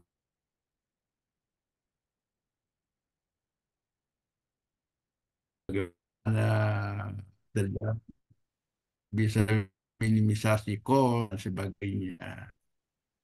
Ya, yang lain silakan. Siapa lagi yang belum? Pak Sudarmin, silakan Pak Sudarmin. Ya, dapat semua nanti. Hmm, hmm. Pak Sudarmin, silakan. Kalau Pak Sudarmin atau Ibu Sicilia, Sicilia, silakan, silakan. Banyak yang perlu. Saya enggak ini. Yang penting adalah ya berbicara saja, bunyi saja ya. Nanti. Saya, Prof. Ya, silakan Pak. Oke, tapi Prof, saya mau sharing-sharing saja karena Ya. eh, ini kan saya bisnis ini, Prof, cuma ilmu ilmu dari kampung. Setelah Hmm. saya tekuni ini bisnis, ternyata saya baru belajar ini berbisnis, Prof. Karena baru saya pelajari teorinya. Ya. Tapi dari dulu saya sudah lakukan teori-teori yang sementara ini dipelajari di S3. Alhamdulillah Prof sudah 30 tahun barangkali saya geluti, tapi saya di jasa di apa namanya bisnis jasa Prof, Ya. jasa jadi skill. Jadi pertumbuhan daripada jasa ini terkait juga dengan regulasi pemerintah, di mana pemerintah itu setiap tahun anggaran membuat regulasi, akhirnya terjadilah persaingan yang sangat ketat antara penyedia jasa dalam bidang jasa konsultansi. Nah, ini yang teman-teman dari sekian banyak yang ada di Sulawesi Selatan umumnya, apalagi di seluruh Indonesia, itu sudah tinggal 30% yang bisa eksis, Prof. Kenapa begitu? Karena dia tidak bisa mengikuti lagi perkembangan irama daripada regulasi yang dikeluarkan oleh pemerintah. Contoh kecil, sekarang aturan-aturan yang dikeluarkan pemerintah itu harus memiliki tenaga ahli yang profesional, yang memiliki apa namanya tenaga yang sudah disertifikasi. Nah itu tidak main-main biayanya, Prof. Kalau itu dilakukan 10 orang saja, itu mungkin perusahaan-perusahaan yang belum eksis habis modalnya ke situ. Nah ini juga perlu barangkali ke depan eh, bagaimana mempertahankan prinsip-prinsip bisnis yang tadi seperti Pak ada teman saya tuh Pak Taufik eh, saya dengar tadi ya kalau satu perusahaan ya memang tidak bisa harus minimal 10. Nah, Pak Taufik ini kan memiliki 10 perusahaan barangkali, jadi Iya, iya. macet satu ada lagi yang masuk. Nah, ini mungkin saya butuh pandangan-pandangan Pak Prof untuk kedepannya gimana kira-kira untuk mempertahankan dunia usaha kami ini bisa masih eksis. Karena bagaimanapun juga kami selaku penyedia lapangan kerja di luar kampus membutuhkan adik-adik yang akan dicetak dari kampus. Itu yang kami butuhkan edukasi dari kampus sendiri. Makasih Iya, Pak Pak. Prof. Ya. Jadi perusahaan yang konsultan, Pak ya. Konsultan di bidang apa ini, Pak? Jasa apa, Pak? Dan perancangan dengan supervisi Pak Prof. Oh iya. Perancangan ya dengan supervisi. Memang ini kan terkait dengan ini ya. Kita harus ada kerjasama dengan instansi pemerintah ini yang banyak. Iya, Ya, Pak ya. Kementerian PU yang lebih banyak Prof.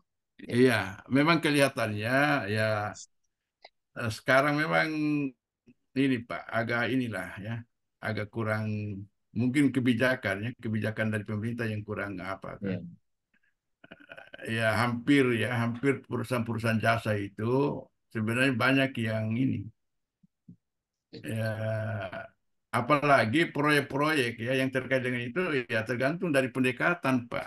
Pendekatan dari dengan ya, ya siapa pengambil kebijakan. ya, Dan betul. juga pengambil kebijakan juga pasti mencari mitranya orang yang dekat dengan dia, Pak. Iya, siap, Ya, siap. karena saya juga ya saya juga punya ini perusahaan jasa juga ya yang terkait Iya, dengan itu. Tapi memang sekarang Pak ya karena tidak ada lagi mitra dengan itu agak susah ya. Nah, memang sekarang hmm, bagaimana memang memperkuat saja kita punya ini ya tenaga-tenaga itu mungkin iya, eh, ya perlu memang ada sertifikasi ya. Persyaratannya ini perusahaan-perusahaan jasa yang itu memang di perusahaan Bapak sudah banyak yang ini yang punya keahlian dalam sertifikasi ya. Pasti memang iya, diharapkan iya, seperti kurang lebih 100 tenaga, oh Prof. Ya, sudah ada. banyak. Iya, Berarti sudah disertifikasi Pak ya semua. iya, iya. Ya Kami pasti memang butuh. wilayahnya sudah mulai dari Sabang sampai Merauke di sana. Jadi, Ya, butuh biaya, iya, pasti butuh biaya. butuh biaya. Ya, ah, Iya, dan memang saya akui Pak ya, bukan saja mungkin kalau usaha yang dilakukan itu baguslah kalau masih tumbuh ya, masih normal seperti sebelumnya ya. Beberapa selama periode kepemimpinan ini ya, susah ya Eh, Iya, saya bisa katakan susah ini ya, kalau kita ini berharap di instansi pemerintah, ya iya, karena eh, pelaksanaan saja harus ini dengan pengawasan yang ini Pak. Ya iya, sama. Eh, yang contoh kecilnya saja, misalnya kita melakukan penelitiannya saja, ya, nah itu sudah dibuat mulai dari melakukan usulan, ya, topik dan iya, sebagainya sampai itu harus ini Pak. Dan itu pun susah, susah dapat yang kalau tidak ada yang kita kenal. iya, Ya, ya, kalau saya bandingkan yang sebelumnya, ya, seperti kita ini melakukan penelitian, ya, ya bisa didapat kalau memang ini kita ada link ya dengan ini iya, iya, pemerintah daerah, ya. Seperti baru-baru saya ya, ya karena ada ini link juga dengan di ada yang dari ini lu Banggai ya. Nah, Ya. ini Bu Pira, Bu, Prof. Bu Ya, Pira. Ibu Fira. Ya, Oh iya, Prof. Ah, oh iya, pernah saya cerita. Ya karena kita punya ya. link dengan Pak Bupati, ya dikasih penelitian, ya. Coba kalau tidak punya di mana, ya, mana mau ambil kita. Ya. Tapi ya Iya, iya, dengan adanya kepercayaan juga itu ya kita harus melaksanakan yang baik kepercayaan itu ya. Waktu iya, tahun 2002 itu Bu kita melakukan penelitian mengenai potensi ya pendapatan dinas daerah. Ya, Hmm. menurut laporan dari ini Bapedanya, dia sudah terapkan itu konsep yang kita ini. Bahkan sekarang sudah mulai ini ya, mulai meningkat ya pendapatan dinas daerahnya. Nah, jadi ada iya, trik-trik yang kita ini dulu. Ya, termasuk yang terkait dengan inovasi juga. Kita melakukan penelitian inovasi di sana. Oh, 2002 belum di Luwuk waktu itu Prof saya. Ya? Di masih berpetualang. Oh Belum di iya, Luwuk. 2002 saya Tapi di 2002 ya. ya Masih bahkan di kita juga di ini kalau ada ini eh, apa pegawai PNS ya yang melakukan lelang jabatan juga ya kita dipasang di situ untuk bagus juga ya di sana. Artinya berdasarkan penilaian-penilaian kita itu yang mereka ini siapa yang bisa menduduki jabatan itu ya. iya. Ya itu juga iya, termasuk jasa juga yang Pak Alimuddin ya. iya. Jasa, Kalau Pak. Iya, tidak betul. ada mitra mana? Itu yang saya maksudkan ya. Iya, iya. Betul, betul, Prof. Hmm. Iya, Nah, memang kita harus ya tenaga kerja kita memang harus berkompetensi ya, punya iya, keahlian di situ ya. Kan sekarang iya, begitu kita menawarkan ya di keahlian dulu yang ditanyakan. Punya iya. Betul. sertifikat ini tidak ya, itu persyaratan utama sekarang. Iya. Dan itu bagus ya kalau dilaksanakan dengan baik. Ya, silakan yang lain lagi. Seperti itu, Pak. Ya, Pak, siapa lagi yang belum? Pak Sudarmin, Izin Pak Ibu, Prof. ya, silakan Pak Assalamualaikum Sudarmin. warahmatullahi wabarakatuh. Izin sharing saja Pak Prof. Terkait dengan kita ini Morowali Utara ini sampai Makassar dan Sulawesi Kalimantan ini kan kita segitiga nikel.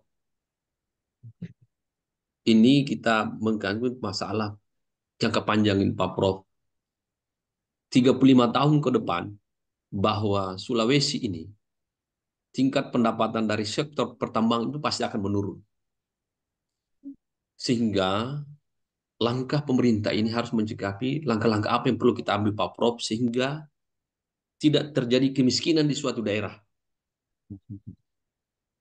Kalau kita tidak lakukan dari dini sekarang, maka Sulawesi dan Sulawesi sekitarnya dan Kalimantan pasti akan terjadi kemiskinan. Jadi pola pemasaran kita ini, pemerintah sudah melakukan pabrik-pabrik hilirisasi, tapi pada proses yang masih sudah jadi. Sehingga pemasarannya itu tidak lagi ke luar negeri, Pak Prof, atau ke Asia, kemanapun. Tapi perlu kita sikapi sekarang, dengan adanya hilirisasi pabrik dan industri yang ada di Sulawesi, sehingga kita akan terdampak kemiskinan. 35 tahun. Saya rasa pasti Repelita yang perencanaan pembangunan pertama pada saat Soeharto mengatakan bahwa seluruh masyarakat itu harus bertani, maka hilang. Ekspansinya hilang. Terganti dengan pertambangan. Maka konsep apa Pak Prof yang kita harus lakukan sedemikian mungkin untuk melakukan langkah-langkah ini? Ya, terima kasih Pak Prof. Ya, Pak Sudarmin sebagai apa? Saya di pemerintah Pak Prof. Oh iya. Ya nanti untuk menjawabnya Pak, kita bikin tim saja penelitian. Nah, boleh. Sepakat. Sponsor, Ya boleh. bisa dijawab nanti melalui penelitian. Kalau Boleh. sekarang ya.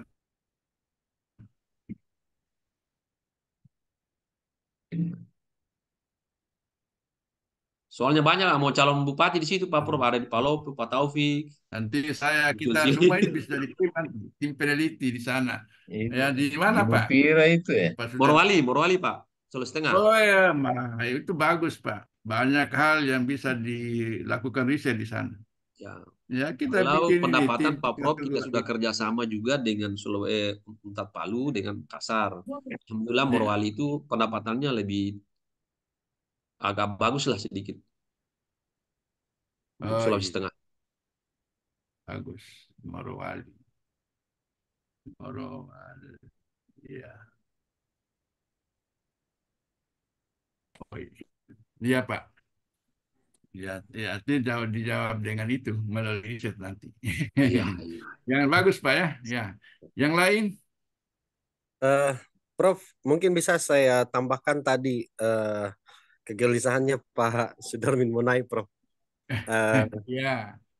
Katanya tadi kan kalau tidak dilakukan secepatnya mungkin seperti apa di daerahnya beliau. Nah, jadi saya kira di sini harus ada kalau kita berbicara konsep teori ada triple, quadruple, bahkan pentahelix Prof ya, yang masing-masing itu berkontribusi satu sama lain untuk menciptakan sebuah solusi. Saya kira Pak Sudarmin mungkin terkait tadi dengan riset itu nanti kalau kita berbicara triple helix saja Pak, itu ada quadruple helix, 4 helix. Saya kira helix pertama itu adalah industri itu sendiri. Saya kira industri di Morowali itu sudah kita ketahui secara bersama. Kemudian yang kedua ada keterlibatan pemerintah.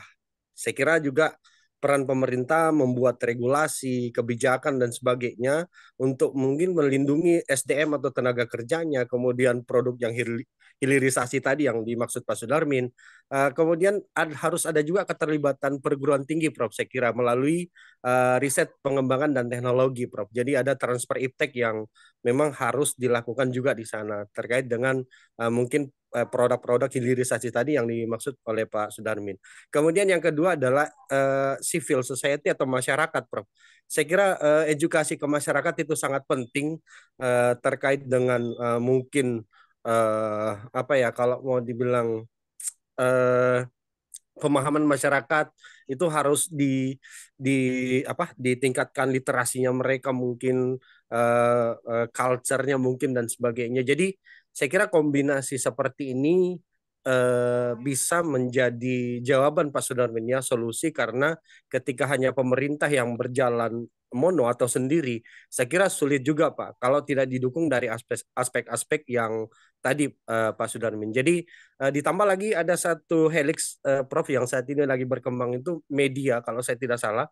Media itu adalah penyampai informasi. Jadi apapun yang terjadi, mungkin ketika ada kecelakaan atau accident yang terjadi di sana, saya kira pada saat itu terjadi itu sudah sampai ke kita, bahkan sudah global sifatnya. Jadi saya kira dibutuhkan seperti itu, Prof. Kalau saya mungkin bisa memberikan sedikit tambahan dari apa yang dikemukakan Pak Sudarmin tadi. Jadi kolaborasi antara helix-helix tadi itu bisa menjadi solusi untuk menciptakan sebuah strategi atau beberapa strategi untuk bisa tetap berkembang atau daerahnya berkembang, masyarakatnya tetap maju, kemudian produk lokal dan sebagainya itu terlindungi seperti itu, Prof. Jadi seperti itu, Prof. Mungkin dari saya, Prof. Ya, oke. Iya, Pak Sudarmin. Ini Pak Sudarmin ya. Oh iya, ini temannya Ibu Diasi, Pak Sudarmin. Di sana. Jadi ini Pak Prof, ini kan pengalaman kita terjadi di Bangka Belitung. Iya, iya. Bangka Belitung itu berapa puluh tahun tidak akan terjadi seperti yang semula. Maka Morowali itu Pak Rahmat bahwa program strategi nasional itu ada di Morowali, Morowali Utara Iya. dengan Luhuk. Itu kita tidak bisa pungkiri. Kalau kita berbelah bicara masalah regulasi, sudah ada semua tatanannya ini. Tapi kita adalah, Morowali itu adalah program strategi nasional. Apabila program strategi nasional di situ, tidak ada namanya kamu siapa, tetap kita lakukan dengan aturan, karena ada aturan dari aturan investasi bahwa daerah itu adalah program strategi nasional. Langkah sekarang yang terjadi segelisakan saya 35 tahun ke depan, akan terjadi seperti Bangka Belitung, Pak. Kalau terjadi sama Bangka Belitung, maka kajian apapun kita akan tidak, masih jauh, butuh konkret besar, kita habis energi kita semua. Kami dengan contoh itu kalau dia sudah habis dia punya gas, maka seluruh yang di tetangga-tetangga kiri itu menjadi apa?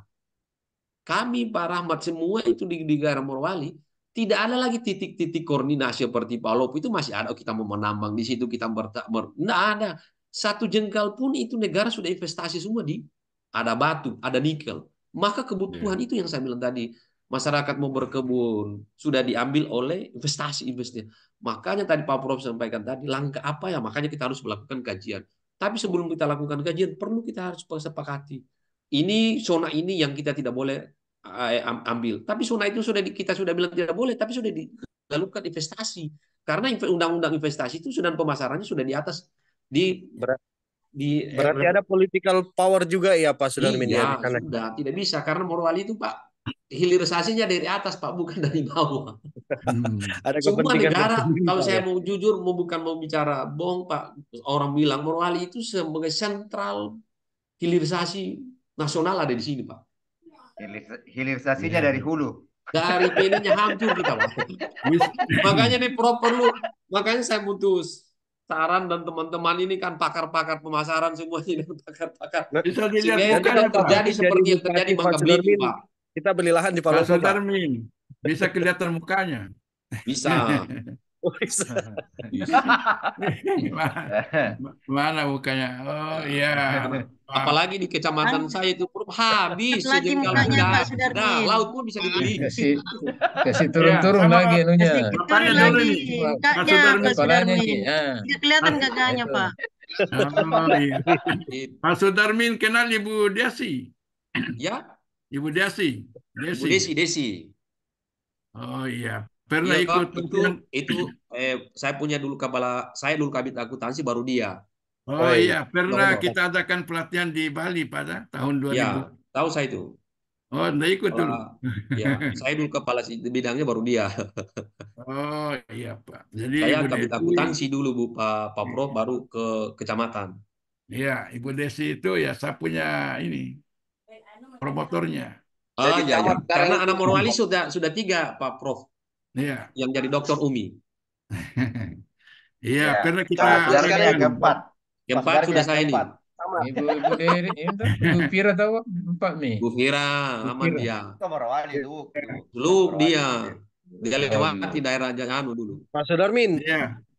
Kalau lahan sudah habis bahkan laut juga mau dibeli, calling memo Miki Pak Taufik sebelum jadi. Ya, makanya tadi saya bilang bicara rumput laut pusing dia Pak kalau di Morowali. Jadi saya ini bulan-bulanan saya itu 2 konsep laut darat diambur terus saya Pak. Betul itu Pak Sudarmin. Habis dulu itu lahan paling bagus di Morowali itu di Bungku itu bagus rumput lautnya. Habis sekarang sudah tidak ada. Karena kita berbicara Pak Prof, itu sudah dari Menteri Kelautan sudah menurunkan SK. Baru kita mau bicara sudah dari investasi sudah turunkan. Maka kita tidak bisa berbuat. Maka regulasi ini yang saya bilang tadi perlu kita sikapi bersama. Bangka Belitung itu Pak tidak ada yang bisa bayangkan Pak. Apa yang terjadi? 35 tahun tidak akan terjadi. Iya. Santima. Ya, yang lain lagi. Ya, itu pengalamannya Pak Sudarmin. Ya, yang lain seperti itu. Supaya dia tahu. Pak Resali, silakan. Ada komentarnya. Silakan, Pak Resali.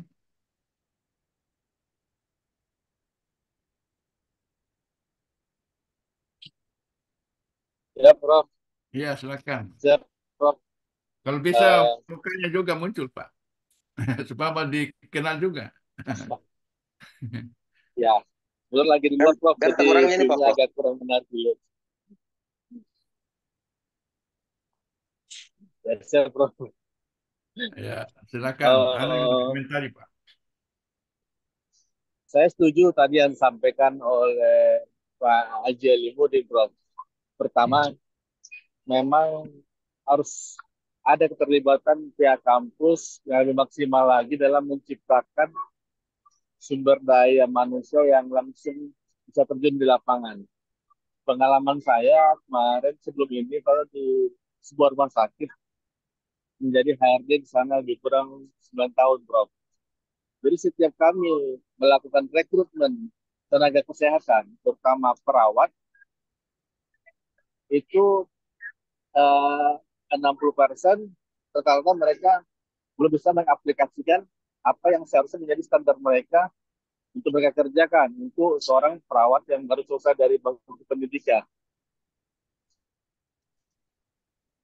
Kemudian hal ini juga pernah menjadi statement dari Menko Bapak Luhut Panjaitan bahwa SDM kita dianggap tidak mampu melakukan beberapa kegiatan. Mungkin ini salah satu yang bisa menjadi alasan kenapa banyaknya tenaga kerja asing yang masuk ke Indonesia. Terkait yang disampaikan oleh Pak Haji Alimuddin itu benar, Prof. Karena memang banyak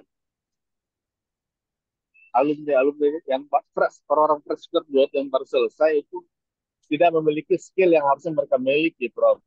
Jadi memang perlu keterlibatan ya, kampus lebih apa ya, untuk lebih banyak praktek di lapangan gitu, Prof.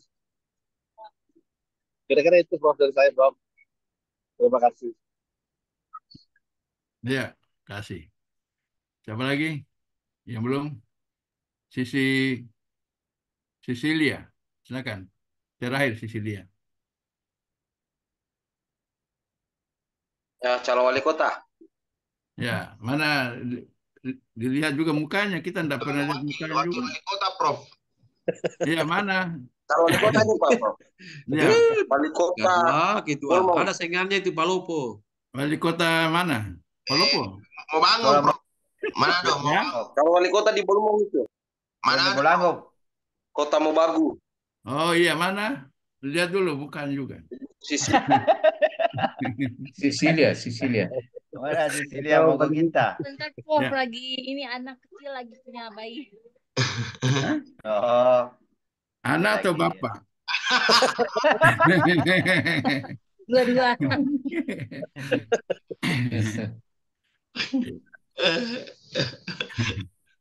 Ya, nanti usahakan aktif semua ya supaya. Iya. Bu Sicilia itu. Calon wakil wali kota, Prof. Bu Sicilia. Ada urusan domestik dulu kayaknya seperti dulu dia selesaikan. Domestik apa itu Pak Syam? Relahan, Bu. Sebelum bicara global dia dulu selesaikan dulu urusan domestik Relahan, dulu Bu keibuan. Sicil. Ya, oke, saya kira ya nanti kita lanjut minggu depan lah yang terkait dengan manajemen proyek ya minggu depan untuk kelompok 2. Ya, untuk kelompok 1 ya nanti dilengkapi makalahnya. Baik, Ya, Prof. Ya, ditambahkan ya beberapa poin ya termasuk jurnal ya yang terkait ya. Baik, Prof. Ya, sebelum kita tutup kita memberikan aplaus ya kepada kelompok 1 ya. Ya. Kasih, Prof. Ya, silakan ditutup kelompok 1. Oke. Terima kasih banyak, Prof, dan teman-teman sekalian atas masukan dan arahan diskusi pada sore hari ini yang sangat seru menurut saya, Prof. Karena bukan hanya manajemen, tapi masa depannya juga Indonesia dibicarakan, sampai sosial politik juga dibicarakan. Luar biasa. Tapi saya bersyukur Prof, dari jam 7 pagi sampai jam 6 sore ini teman-teman semua masih kuat, Oh, ya. masih sehat. Insyaallah kapan lagi lanjut lagi dari jam 7 pagi sampai jam 6. Terima kasih banyak Prof atas waktu diberikan kepada kami. Ngantuk Pak. Ada juga ya. Ada juga sama tawarkan kuliah. Ada juga ini yang kelas dari mau bergabung. Kelas dari ini bagus juga mereka dari Qatar Iya Prof. mau Bisa, Prof. bergabung dengan kita kalau misalnya siap hari apa? Hari Hari Sabtu. Minggu. Hari Sabtu kita kan kuliah sebelumnya hari Sabtu jam Jam 10 Prof. ya mereka kuliah jam 1. Misalnya kalau misalnya mau bergabung boleh juga jam jam 1 hari Sabtu bisa. Kemarin tuh Prof sempat diskusi teman-teman, masih ada beberapa yang masih Oh, masih ada yang bekerja. Oh, sama. Kalau di Qatar hari hari Minggu mereka bekerja. Lebih itu anunya. iya Prof. Saya tawarkan bagaimana kalau hari Minggu mereka ya bekerja juga di hari Minggu ya. Mereka di Qatar itu kerjanya mulai ya hari Minggu sampai hari Kamis. Oh, Jadi iya. hari Hebat Jumat ya. dengan hari Sabtu mereka libur di Iya Prof. Sabtu. Sih masih Ya banyak mereka Prof. mau ini Ada juga teman-teman. supaya apa supaya banyak lagi ini kenalannya. Makanya yang Sabtu Bos Prof masih ada yang mengajar juga di kelas eksekutif Prof, makanya mungkin makanya dikasih pindah ke hari Minggu semua Prof. Jadi mereka teman-teman semua konsen dari jam 7 pagi sampai jam 6 sore di hari Ahad Prof. Oh iya, bagus lah. Iya Prof, makasih banyak Ya Prof. nggak apa-apa, tetap ini jamnya. Iya Prof, iya iya, Oh makasih banyak. ini Ibu Silia baru kelihatan. Salam wakil wali kota Prof. Ya, Prof. Ya Insya Allah. Ya. Allah. Iya, saya Pokoknya. kira demikian lah. Minggu depan kita lanjut ya dengan kelompok 2 materi manajemen proyek. Ya ini bagus lagi nanti. Kita bicara Ya, manajemen Prof. proyek ya. Proyek apakah dilakukan oleh perusahaan atau yang dilakukan oleh pemerintah ya. Tapi dalam materi kita ini lebih banyak terkait dengan proyek bisnis ya, bukan proyek pemerintah. Jadi itu ya penjelasan awal ya. Saya kira demikian. Terima kasih atas perhatiannya. Assalamualaikum warahmatullahi wabarakatuh. Terima kasih Pak Prof. Waalaikumsalam. Waalaikumsalam warahmatullahi wabarakatuh. Waalaikumsalam Waalaikumsalam warahmatullahi warahmatullahi wabarakatuh. Oke, salib. Luar biasa Pak Haji. Saya salut sama Pak Haji ini. Mana Pak Haji? Hai. Mengaku sekaya. Gue dari jam 7 sampai jam 6 eksis Minta terus. saya dulu Pak Nah. Oke, Sip, saya Ada lanjut, Pak. nikmatnya. Minta izin saya permisi dulu, Pak. Iya. Kereta sudah Nikmat, saya panik. juga nikmatnya mau itu, lumayan dulu. nikmatnya hidup Foto itu buku Pak Sam. dulu Nah nih Pak ini Sam. begini, Pak Sam, Taufik, foto buku. Yep. dinikmati tuh Pak Sam, Ya. dinikmati, Taufik. Iya Pak dinikmati. Haji. Kalau tidak dinikmati itu susah ki, Capek kita kalau udah dinikmati. Ya Taufik, makanya Taufik. semua itu dinikmati. Itu Ibu Bagaimana kita? Kira itu mantap dia. Ya, Mati. Bu Fira, Nikmati. mana Bu Fira? Bu Wali, dimaki Bu Wali. Kenapa? Bu wakil wali kota mau nikmati saja, jangan selalu hilang-hilang. Maklum Pak Ketua ada bayi, ada anak bayi. Domestik Ya bedek itulah. namanya Pak Syam. Itu urusan domestik itu. Urusan domestiknya ibu-ibu. Pak Taufik, siapa tahu kita berminat join di kelas Qatar, Pak. Pak Ketua, tapi Mau Pak tamu Ketua, dulu nanti teh. Pak Kalau Ketua, Bapak bisa aja Pak. tapi Iya. sedikit. Ini berubah kelompok ini kuliah ini. Jadi kelompok Itu kelompok meeting 2 Sabtu nanti ke kemarin depan ini. Pak Samsudin, Buka Andi ini. Sismar, Ibu Pira di kelompok 2 Ya, itu minggu manajemen depan. proyek, Pak. Manajemen Nah, proyek itu dia Proyek bahas. proyek manajemen toh Iya, Pak. kan bergeser Berarti, kini. berarti turun Kelompok kan ti- ada turun ya nanti itu turun kini. ada Ya, yang slide itu turun berurut terus turun lagi ke bawah. Ya, Berarti yang dibahas bergu kelompok 4, yang dibahas kelompok 4 Tiga. 3 itu berarti itu 3. demand Nah, ini dia. manajemen. Iya. Ini dia nih. Demand management Ya. and Ini kelompok 3 ini, Marketing. demand and management. Ya, kelompok Kelompok 3. 4, the side of good and service sub. Berarti saya bahas itu sama Ibu Ninsi. Ibu Ninsi, Iya, Pak Ji. nah kita Iya, bahas itu. ada Padahal aja jadi ada menu, yang jalan. jadi Saya laki-laki. menunya PPT-nya dirubah. Ini Saya, begini, Pak. ini tidak ada dia bahas ini pertama bina operasi dan produksi. Lemik baju tidak ada dia bahas